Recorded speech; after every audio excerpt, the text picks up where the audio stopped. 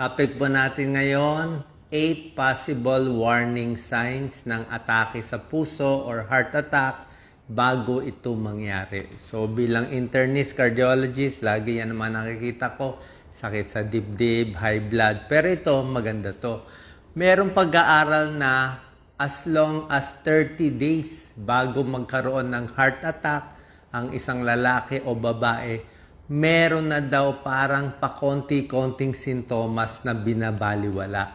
So yan ang gusto natin. Kasi pag yung matinding sakit ng dibdib na, inatake na agad, wala na tayong magagawa. Pero 1 month before, may warning signs na. Okay, so tingnan natin itong 8 warning signs. Hindi naman to 100%, pero nakita nila sa pag-aaral, parang meron na. Number 1, fatigue, pagod. Kadalasan nakikita to sa mga babae. Parang iba yung pagkapagod nila. 1 month before atakehin sa puso, yung mga ilang babae, parang mas pagod sila, mas hirap na sila. So, hindi lang nila pinapansin, bakit parang sobrang pagod lagi? Diba? So, pag may ganyang sign, isipin natin, baka hindi normal. Pa-check na tayo sa puso. Yan po, linya ko yan bilang cardiologist.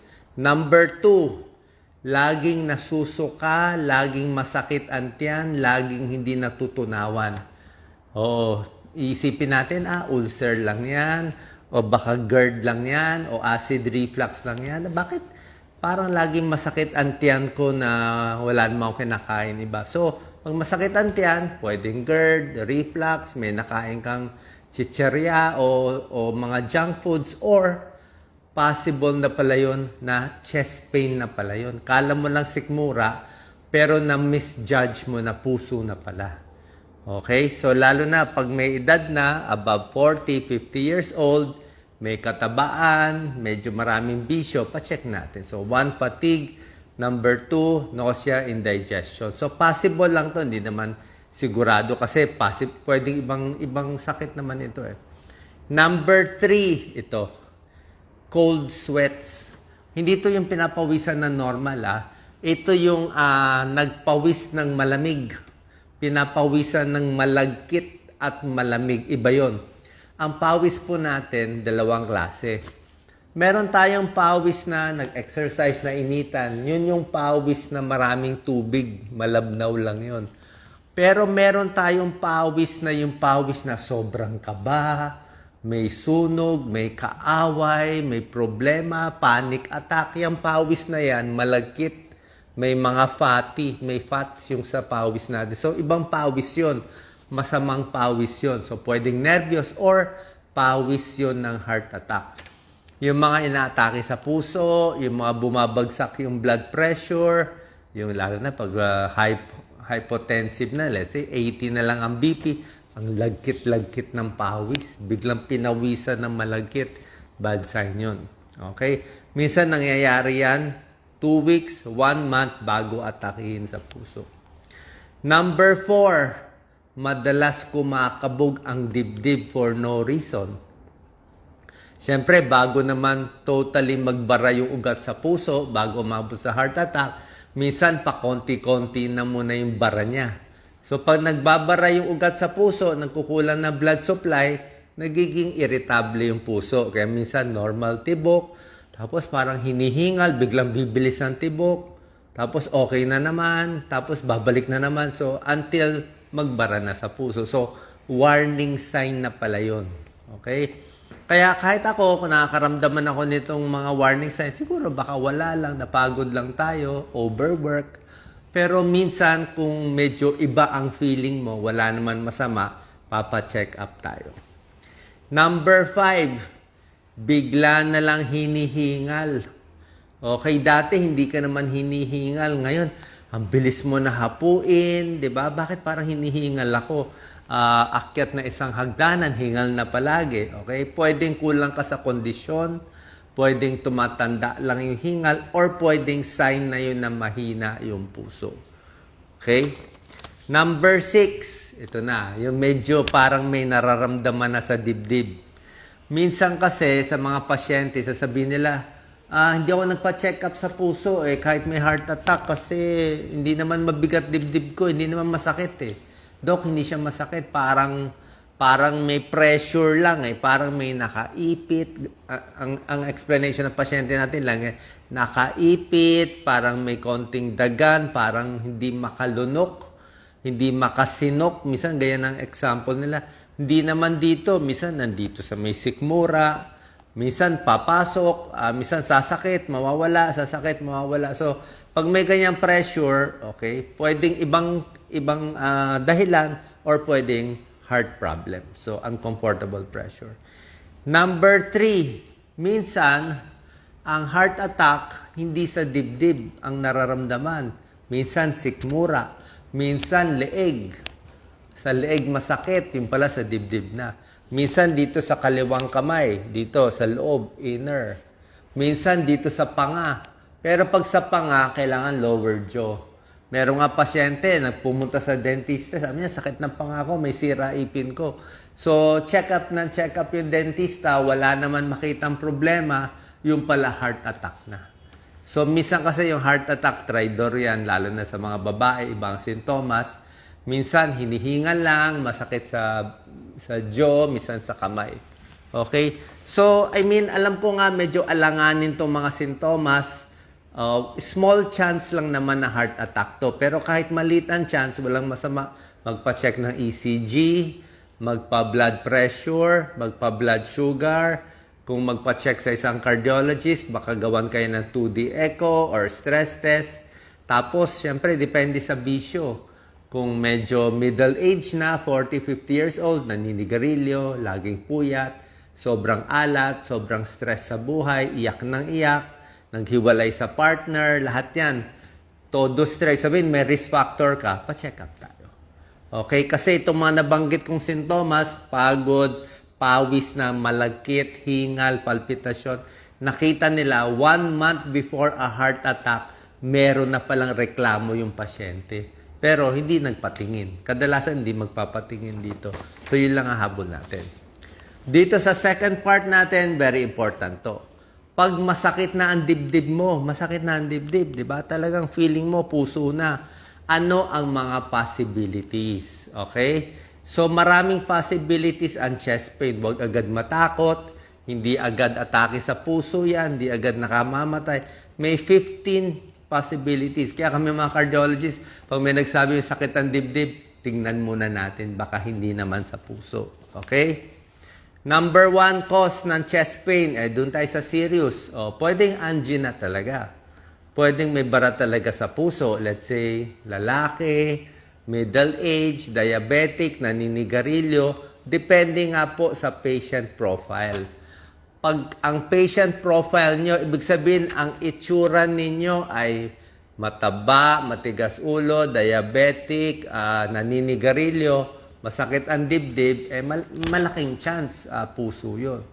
Pero kung kayo ay 30 years old, o wala namang bisyo, hindi naman overweight, di ba? Tapos masakit ang dibdib, baka ibang dahilan. Malamang hindi sa puso yan. So pag chest pain, number 1 is angina. Number 2 is atake sa puso. Tulad na sinabi ko, kung yun ang patient profile na maraming bisyo at medyo may edad na. Number 3, cause ng chest pain. Hindi naman lahat puso. Marami dito, hindi sa puso. Number 3, cause ng chest pain, pwedeng acid reflux. Pwedeng GERD lang, nangangasim. Kasi yung acid reflux, tawag din natin dyan, heartburn. Nagkamaling heartburn. So, pag masakit dito, acidic, maasim yan maasim. Tapos pagising mo, malapot dito. Maraming may GERD, parang 40% ata ng tao may GERD. So, pagising mo, maasim, paus ka, o acidic, yan. So, hindi yan sa puso, GERD yan. Number 4, possible na chest pain, ituro nyo. Lagi ko sinasabi, ituro nyo saan masakit. Marami ako nami-meet na OFW na tuwan-tuwa nga, na tutulungan daw na video natin. Sige, saan masakit sa dibdib nyo? Turo nyo isang daliri lang. Pag naturo nyo na isang daliri, dito man o dito, kaliwa man o kanan, malamang hindi na yan sa puso.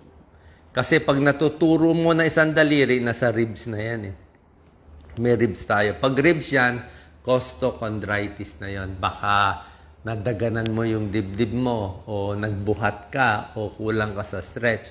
Masakit ang dibdib, buto lang yan, so no problem. Okay? Number 5, another cause ng chest pain. Tingnan mo, baka may plema ka, dami mo dinadahak na plema, baka pulmonya. Baka yung sa dibdib kasi hindi lang puso na dyan, may baga, baka baga ang depresya, pulmonya. Number 6, cause of chest pain. Ito medyo serious tong number 6. Rare naman to, bihira lang. Pero deadly to. Pulmonary embolism. Ito yung pulmonary embolism, may blood clot na muong dugo sa paa. So may varicose veins o baka laging hindi ginagalaw ang paa, malaki. O may manas sa paa, hindi ginagalaw, lagi nakaupo, 8 hours a day, nagbuo yung dugo sa paa, pumunta sa baga, deadly to. Pulmonary embolism. Number 7, pwedeng muscle pain lang. Muscle pain. Makakaupo, na-stress ka. Okay? Number 8, cause of chest pain. Pwedeng panic attack lang. Maraming may nervyos. Kaya, paano mo malalaman na nervyos? Nakikita naman sa mukha na nervyos. Tapos, pag in-ECG mo, normal. Pag 2D echo mo, normal. Wala namang bisyo. Tapos, kabado siya, feeling niya mamamatay siya, o pareho din naman, hinihingal, masakit ang dibdib, mabilis heartbeat, pero panic pala. Alam mo naman yung panic, diba? Number 9, may tinatawag na aortic dissection, dissecting aorta, pero rare naman to, rare. Rare to, pero deadly, merong namamatay dito. Ito kasi, minsan, yung mga ganitong sakit, parang parang malas lang ba talaga? May ganun lang talaga. Hindi mo ma-diagnose, hindi mo mahuli. Pinanganak na mahina yung aorta, kaya nagda-dissect. Although, one risk factor for aortic dissection is high blood and stress. Number 10, peptic ulcer disease. Pwede rin yan. Nabanggit ko na, acid reflux. Number 11, masakit ang dibdib, masakit bandang tiyan, pwedeng gallbladder, bato sa abdo. Okay? Bato sa abdo, papa-ultrasound kayo. Okay? Nasaan party man kayo ng mundo, pa-ultrasound kayo, whole abdomen. Maganda po yan, magandang test, hindi delikado. Pag na-ultrasound ng buong tiyan, makikita yung kidney ba may problema, matres ba may problema, gallbladder ba may bato, liver mo ba may bukol, liver ba may fatty liver, prostate ba may problem, lahat makikita sa ultrasound ng tiyan. So, number 11, gallbladder. Pag nakita may bato, gallbladder stone yan. Okay? Cholecystitis. Number 12, ito nangyari to sa amin nung resident ako. Number 12, cause of chest pain, shingles. Shingles is rashes yan, kulebra. Sa Tagalog, kulebra. So, yung kulebra, napakasakit niyan. Usually, sa edad 50 patas. Minsan, may kulebra dito sa mata, pwede makabulag. May kulebra dito, meron sa paa, at meron din minsan sa dibdib. Isang linya siya ng maraming pimples. Maraming rashes, sobrang sakit yun. Tinatamaan yung nerve ng tao. Actually, may nangyari sa amin yan dati. May isang resident nagsabi sa amin, heart attack yung pasyente. Chest pain. Binigyan ng gamot sa heart attack. Nung nakita ko, syempre, lalaki, pinahubad ko yung dibdib. Baro, pagtanggal ng t-shirt niya, may isang linya. Kulebra pala. So, naayos natin yung gamutan. Hindi heart attack. So, tingnan nyo, ang daming possibility ng chest pain. Tingnan nyo yung dibdib, baka merong pasa. Number 13, out of 15 to lahat cause of chest pain, pwedeng lung problem. Diba? Baka may sugat o baka may pulmonary problem, pwede rin. Number 14, pwedeng rib fracture. Ito rib fracture, siguro na-injure ka o nasuntok ka o na-fracture yung ribs, chest pain din yan. And number 15, last, pwede yung chest pain mo, baka ibang parte ang masakit. Baka likod pala masakit, naramdaman lang dito. Baka leeg mo masakit, dito mo lang naramdaman. O baka kamay mo masakit, nare-refer lang yung pain. Okay? So tulad na sinabi ko, ang tunay na sakit sa puso, usually, ang sakit niya mga 5 minutes up to 15 minutes yung bigat ng dibdib. Pinakamatagal, 30 minutes. 5 minutes to 30 minutes. Pag ang sakit sa dibdib nyo ay less than 1 minute, hindi na yan sakit sa puso. Pag sakit ng dibdib nyo, maghapon, 2 oras, hindi na yan sakit sa puso. Usually 5 to 15 minutes up to 30 minutes. Tapos pag napapagod, bibigat ang dibdib. Pag nagpahinga, nawawala. Typical yan sa tunay na sakit sa puso. Saan pa nakakuha kayo ng idea? Kung duda kayo, may heart problem kayo, base sa patient risk profile, pa-check tayo sa cardiologist. Pero kung hindi naman, don't worry, malamang ito lang mga ibang muscle pain lang. Okay? Sana po nakatulong tong video kasi alam ko marami sa inyo ay ang sumasakit sa dibdib. Salamat po.